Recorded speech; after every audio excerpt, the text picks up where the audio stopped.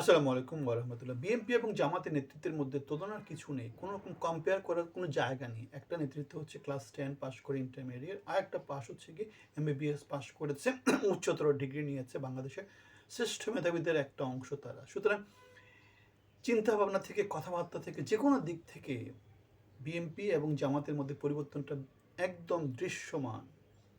একদম দৃশ্যমান। তাদের নির্বাচনী প্রচার প্রচারণা আমরা সেই জিনিসটা দেখতে পাই। তারা বুঝতেই পারে না যে তারা জনগণের সাথে কীভাবে প্রতারণা দিচ্ছে। ফ্যামিলি কার্ড, হেলথ কার্ড, ক্ষুদ্র ঋণ, তারপরে অ্যাপার্টমেন্ট, এগুলো সব কিছু দিয়ে তারা জনগণের সাথে প্রতারণা দিচ্ছে। সুতরাং বিএনপি শীর্ষ নেতৃত্বের মধ্যে এবং জামাতের শীর্ষ নেতৃত্বের মধ্যে কম্পেয়ার করার কোনো জায়গা নেই। একটা 0 পায় আর একটা 100-তে 100 পায়।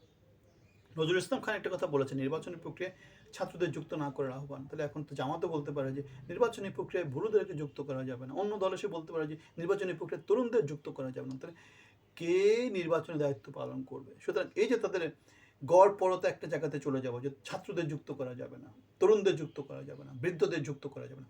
যোগ্যতার বিচার তারা কীভাবে করছে? তারা যেভাবে মনোনয়ন দিয়েছে চোর ডাকাত বদমাশদের, তাদের কথাবার্তাগুলো হচ্ছে চোর ডাকাত বদমাশদের মতো। সুতরাং নির্বাচনী প্রক্রিয়ায় ছাত্ররা কেন থাকবে না? তারা কি বাংলাদেশের জনগণের অংশ না? অনেকটা নিরপেক্ষ লোক খোঁজার মতো করে দেখতে হবে যোগ্যতা সম্পন্ন কিনা। যোগ্য যদি হয় অবশ্যই সে যোগ্য পালন করবে দায়িত্ব। এখন ছাত্রদেরকে নির্বাচনের প্রক্রিয়ায় অংশগ্রহণে যুক্ত না করার কেন আহ্বান করেছে? কী কাজ? ছাত্ররা একটা দল করেছে সেই জন্যে? বুড়োরা যে দল করেছে সে বুড়োদেরকে কেন তারা নির্বাচনের প্রক্রিয়া রাখা হবে? এই যে এই ধরনের কথাবার্তাগুলো, এগুলো আমাদেরকে যেটা বলে সেটা হচ্ছে কি অযোগ্য নেতৃত্ব। এই অযোগ্য নেতৃত্বকে অবশ্যই আমাদের না করা উচিত। এরা এদের দিনকাল শেষ হয়ে গেছে। এদের মাথা মতো কাজ করে না। দেখেন না, মানে যারা সমর্থক তাদেরকে লাঠি নিয়ে তাড়ায় যায়। 7 স্তরের নিরাপত্তা নিশ্চিত করে। রাকিবুল ইসলাম রাকিবকে যেভাবে কুকুরের মতো করে যেভাবে ফ্লোরের মধ্যে বসায় রেখেছে, দূর দূর করে তাড়িয়ে দিয়েছে। এগুলো আমাদেরকে কী বলে? এগুলো রাজতন্ত্র প্রতিষ্ঠা করছে। এই দলটা জিয়াউর রহমানের দল না, এই দলটা খালেদা জিয়ারও দল না, এই দলটা হয়ে গেছে এখন চোর ডাকাত বদমাশদের দল। তাহলে যোগ্যতা সম্পন্ন লোকদেরকে, বাংলাদেশের সম্পদগুলোকে যদি তারা মূল্যায়ন না করে, তারা চোর ডাকাত বদমাশদেরকে মূল্যায়ন করছে। চোর ডাকাত বদমাশদের এই দলটাকে কেন আপনারা ভোট দিতে যাবেন? কি কাজ?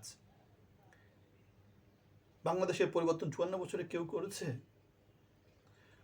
যোগ্য নেতৃত্বকে সামনে নিয়ে আসেন, দেশ অটোমেটিক্যালি পরিবর্তন হয়ে যাবে। চোর ডাকাত বদমাশদেরকে লাল কার্ড দেখান, দেশ অটোমেটিক্যালি পরিবর্তন হয়ে যাবে। যারা পড়াশোনা করতে পারেনি সারা জীবনে, যাদের বিদ্যা বুদ্ধির দৌড় নাই, যারা চুরি ডাকাতি বদমাইশি করে দেশ চালিয়েছে, লুটপাট করার সংস্কৃতি চালু করেছে, যারা মনোনয়ন বিক্রি করে, যারা চাঁদাবাজি একটা চক্র তৈরি করেছে, কোটি টাকা দামে মনোনয়ন বিক্রি করেছে, আর যে কাজ বিক্রি করেছে হাজার কোটি টাকা নিয়ে জনগণ থেকে লুটপাট করে নিয়ে আসবে। লুটপাটের সংস্কৃতি চালু রেখেছে। 5 বার বাংলাদেশকে চ্যাম্পিয়ন করেছে দুর্নীতিতে। হাওয়া ভবন কেন্দ্রিক চক্র তৈরি করেছে। এখন আবার নতুন করে একটা চক্র তৈরি হয়েছে তাদের তার ক্লোজ সার্কিটদেরকে নিয়ে। সুতরাং আমরা দেখতে পাচ্ছি বাংলাদেশে লুটপাট ছাড়া অন্য কিছু হবে না। এই লুটপাটকারী, বেইমান, প্রতারক, ঋণ খেলাপি এদেরকে না করুন।